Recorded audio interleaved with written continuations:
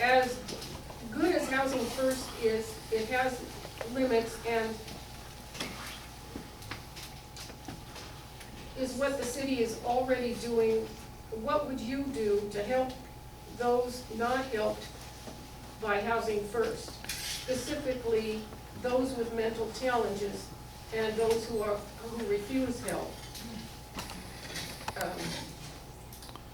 Want to remember who goes first? Let me look at this question. Do you have a choice? I'll go.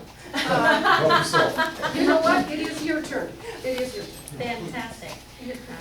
So Housing First, as I have said, is the gold standard in the way we can address homelessness in cities. In fact, I was looking at data just earlier today from different cities around the nation and what Housing First in this model has been able to do for them. So in Spokane, for example, the city saved $11 million total over 5 years, the first 5 years of using a Housing First model. Participants spent 75% less time in the hospital in a study done between 2012 and 2015 in LA County. In New York, there was a $16,282 average reduction in service costs per person on a city. This is a very important model to reduce barriers to get people into housing. But housing is first, it's not the end.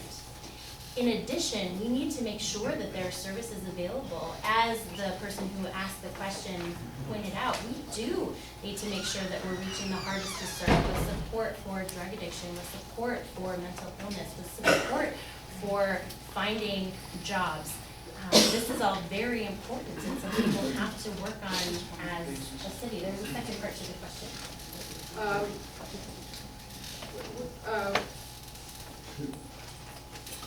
Well, what would you do to help those not helped by Housing First? Yes, particularly those who refuse help. Can I answer that quickly? Yeah, the mental challenges and refusal. Great. For those who refuse help, you might hear one time the answer, I don't want help, or no thank you. It might mean I don't want the help that you're offering. That is not what I need now. It might mean I don't trust you yet. And it's an average of 56 times of reaching out to someone before they accept services. And as hard as it is to do this long-term work, we do need to help the people who can be helped immediately and be patient and keep trying and keep offering new kinds of services. There is a significant portion of our homeless population that has either or both a significant mental health problem or a substance abuse problem. They often go together, not always. That tends to be a portion of the population that is the most service resistant. Sometimes it's because they just don't think clearly, either because they're under the influence of something or their brain doesn't function like our brains do. We need significantly better services in mental health and substance abuse than we presently have. This council has recently approved a 28-bed mental health addition to our community shelter, 20 beds specifically for people with mental health challenges. We need to work with the legislature to get the county its fair share of mental health funding. It's set by a formula from Sacramento. Our county is roughly a third underfunded on a per capita basis compared to the Bay Area and coastal counties, which strangely enough is where legislative leadership lives.